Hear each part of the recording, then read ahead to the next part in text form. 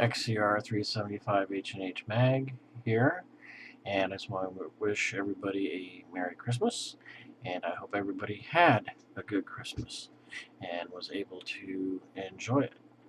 I'm going to talk a little bit about some of my thoughts, some of my feelings, and mixed emotions that I've had with being with my family for the past couple of days.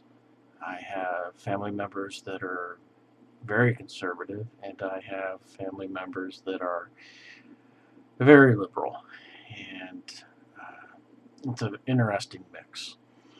Um, I'm probably going to ramble here a little bit, but tonight at the Christmas dinner, I didn't have really much to say. I just was kind of sitting there. I don't think I said more than maybe 5 or 6 paragraphs for the whole entire evening. I was just kind of like everybody was in a different, I don't know, world. They were all talking about their new cars and how well their stocks were doing. I mean, one person just said, "Oh yeah, I just bought 2 new Mercedes, and they're great." And one of my family members was talking about how stocks are doing well and how much money he's making in the stock market, and just you know,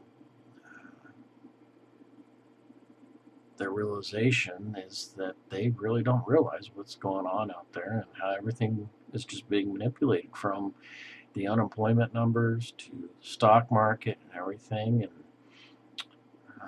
when you try to bring up certain points and tell them that this is just being manipulated and things are not going to always be like this, you get looked at funny and you get dismissed.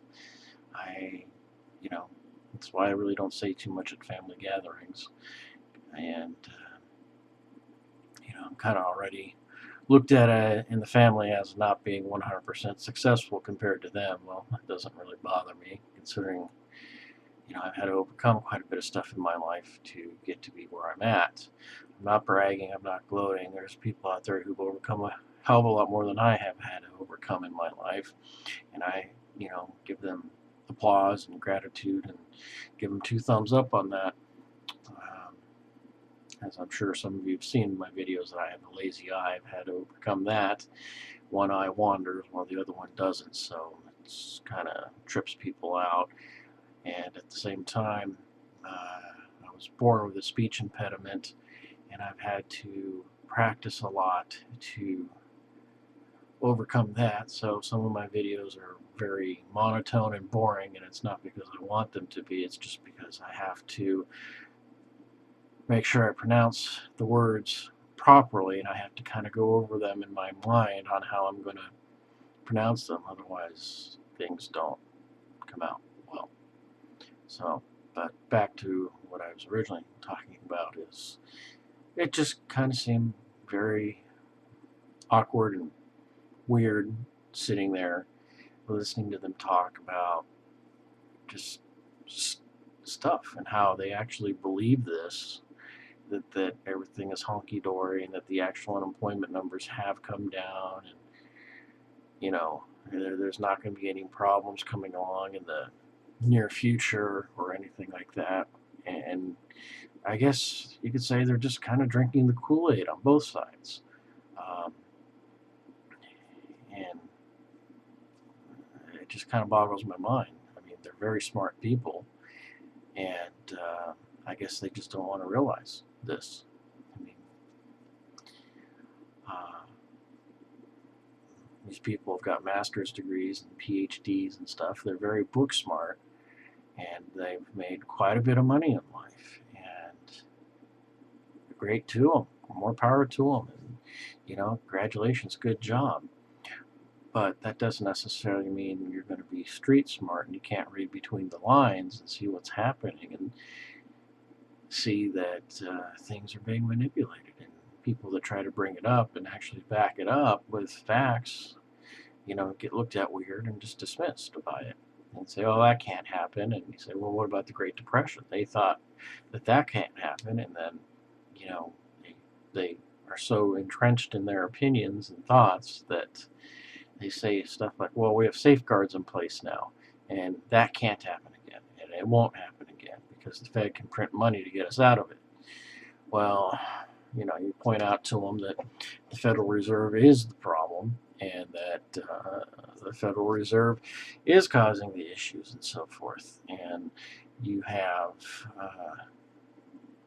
legislatures just running rampant, doing whatever they want. They're not doing their job. They're not upholding their oath that they took when they took the office. So, but I kind of digress there. It's kind of going into politics, but and it just kind of blows my mind that they don't even understand what the Constitution is, or they know the articles of the Constitution.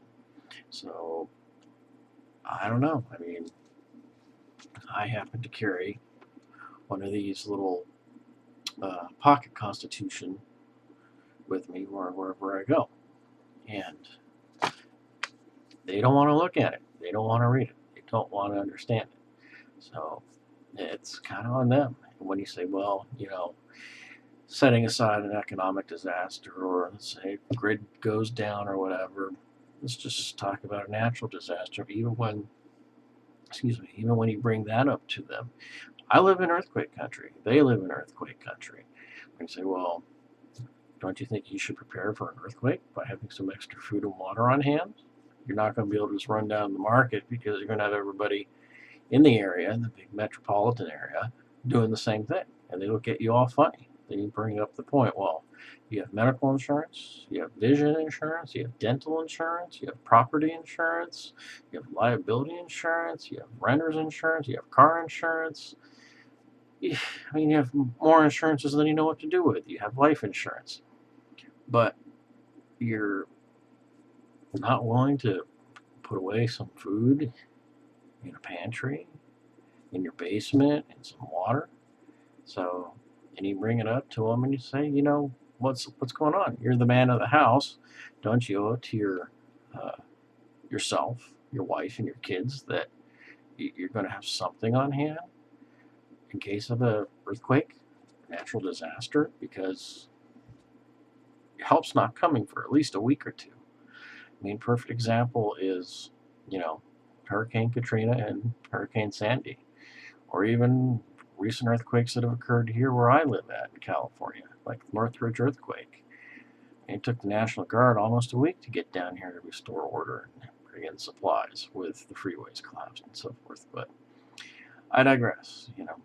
You get looked at as the, weirdo, or the, oddball one in the family, because you're being logical about stuff. But anyway, and sometimes people will say, well, I'm coming to your house. Well, the hell you are. I don't care if you're family or not. You better bring at least 6 months worth of food with you, and guns and ammo, because you're not cutting into my supply. You're not cutting into my stock. I've spent my time. I've been frugal. I've pretty much stayed out of debt doing it, and I've prepared. You're not going to come here and mooch off of me, family or not. If you do come, you better bring your own food, and you better bring your own guns and ammo. And I hate to saying it and sound cold on it, but look, I've tried to talk to you about it, and I've tried to warn you about it, and you had plenty of time to prepare. And instead of buying the 2 new Mercedes and whatever else, your expensive trips and 4 trips a year or wherever you may go, why not cancel one of those trips and put that money into having some storable food on hand along with water? And and that's on you. You've made your decisions. I've made my decisions, to the point where, hey, I've decided to be more prepared than people out there. And family members, it would be, you're not just going to show up here and expect me to feed you. You've been warned. I've talked to you about it. I'm not going to gloat. I'm not going to say I told you so, because that's not going to do any good. But I'm just not going to share with you.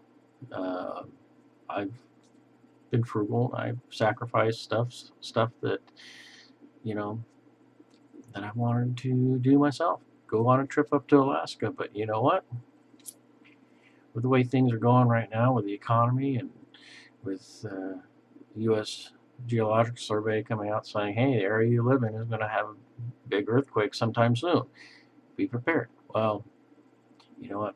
Like I said, and I've probably repeated myself many times here, that's another one of my habits that I have a tendency to do. Well, I've warned you. I've tried to talk to you about it. You've dismissed me. That's all on you. And if you're not prepared and you haven't taken other people's warnings, my warnings, well, it's your own damn fault. So, XCR 375 H&H Mag, signing off. Merry Christmas all. Have a happy and safe New Year, and please do not drink and drive. Spend the extra 20, 25 bucks. Get yourself a cab home.